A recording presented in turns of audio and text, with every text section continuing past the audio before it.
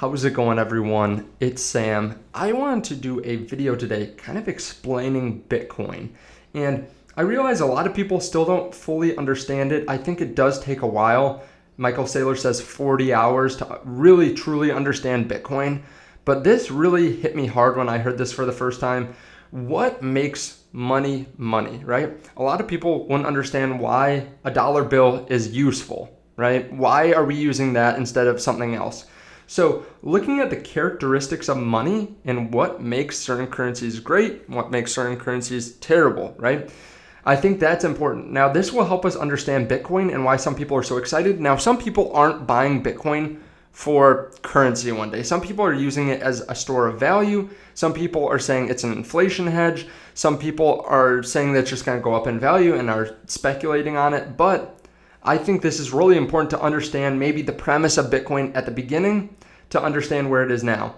So if you guys don't mind just hitting the like button, I appreciate that right underneath the video. Now, characteristics of money. Again, a lot of people don't understand why people used to use gold or why people use money now. So the 6 characteristics here. Durability. You need something that is not going to rot tomorrow, right? If we used fruit and we use fruit for money, it would rot. It would be worth nothing in a few months, right? So we need something that's durable. We need to be able to kind of control that supply and make sure that it's actually going to stay there if I put it in a drawer for a month or two. Portability, right? We can't carry giant stones down to the store.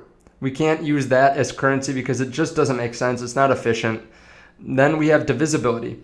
If we have gold, right? Gold is a little bit of an issue because it's not really divisible. A lot of the time, people used to use silver for smaller transactions because if I went and I want to buy a coffee for $1 or $2, I would barely be using any gold. I mean, gold's $2,000 per ounce, so I'd be using basically nothing, basically dust for coffee.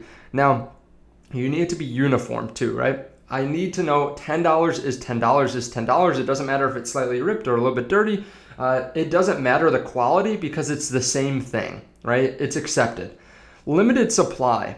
If we have a situation where there is a huge amount of it or it's easily increased, we have a problem. That's why countries that have huge inflation have issues with their currency. That's why people used gold in the beginning anyways, because it was scarce, right? People weren't going out and finding 50 pounds of gold underneath a rock or something like that. It's not like rocks where they're just everywhere, right? So you need something that is not easily inflatable. And then acceptability. People need to understand it. People need to understand that this is accepted. People need maybe some central government or just a collective thinking that it is accepted. That's where it gets really interesting when you start looking at cryptocurrency. So Bitcoin has a limited supply of 21 million. Someone set this in place years ago, and there's no getting around that. It has every 4 years a splitting event. So it is the whole currency itself is tracked, right? You can see every transaction that's ever been made. By doing this, the people that validate these transactions that say money went from here to there, those people are rewarded with Bitcoin. So it's like a computer program essentially, and the more transactions that are validated, the more Bitcoin is paid out. Now, as time goes on, there will be less and less Bitcoin that is given for these transactions. So as time goes on, we have an end date over 100 years away where the last Bitcoin will be mined. And up until that point, every 40 years, the rewards get cut in half. Now, when that happens, the price usually goes up. Now, the interesting thing is here, that means that there's limited supply. There is divisibility because you can do 0.00001 Bitcoin. You can send that to someone. There's uniformity. Every single Bitcoin is exactly the same. Portability. I can send a Bitcoin across the world in a second, or actually 10 minutes, for the transaction to be validated. It's durable because it's just on a computer or on a phone. It's on the internet. It's on a mobile wallet. So it is durable, right? You can't break a Bitcoin.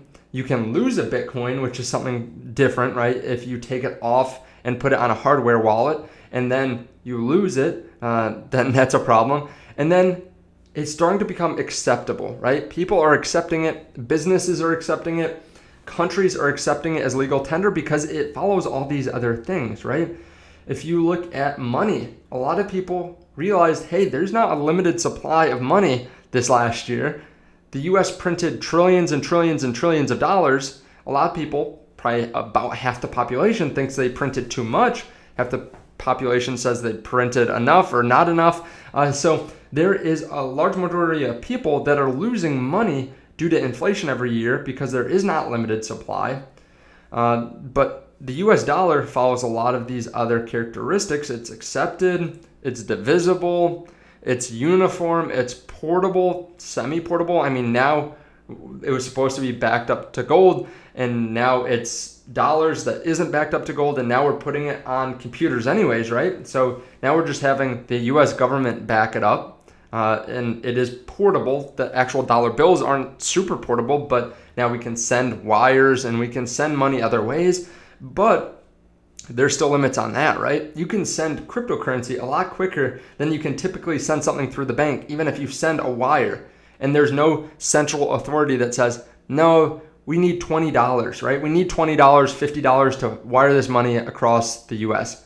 I can send someone $100,000 like this, and there's barely any fee on it. Sure, there are small fees, but a lot of the time these fees work out to be less than what you would have to pay at a bank or something like that. Now, sure, there are certain times when it makes sense, but the fees are very different, right? If I want to go wire $20 to someone, and I actually want to do a wire at a bank or something like that, it can be difficult. So that is where Bitcoin comes in handy, and that's where a lot of other cryptocurrencies come in handy. People realize, hey, there's a limited supply.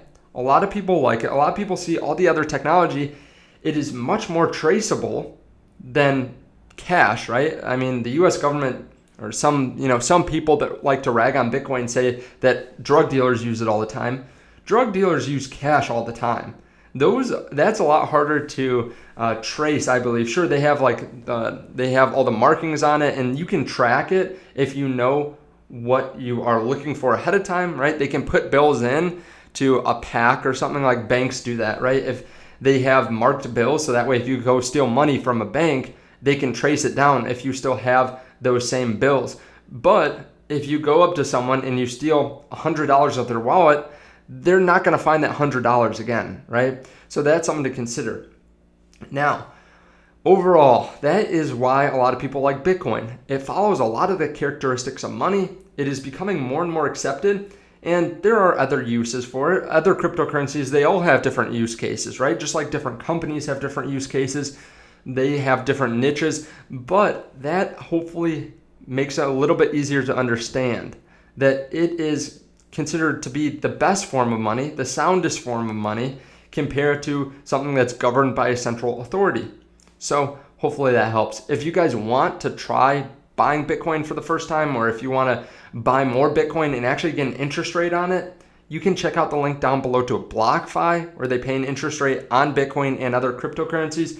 And what's really cool is I don't have my wallet on me, but I just got a credit card from them, and they actually pay Bitcoin back. So instead of getting useless points that you forget to cash out or use, you actually get Bitcoin back. It's 3.5% for the first 3 months, and that's 1.5% after that. And it gives you boosts and other things too on BlockFi's platform, like an extra 2% on your stable coins.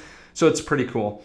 But let me know what you guys think about this down below. Does this make more sense? Even for the people that knew what Bitcoin was, does this make sense why people might be excited about this in terms of even just why people use different kinds of money and what is useful money versus other like non-useful money, why people aren't carrying around hats everywhere?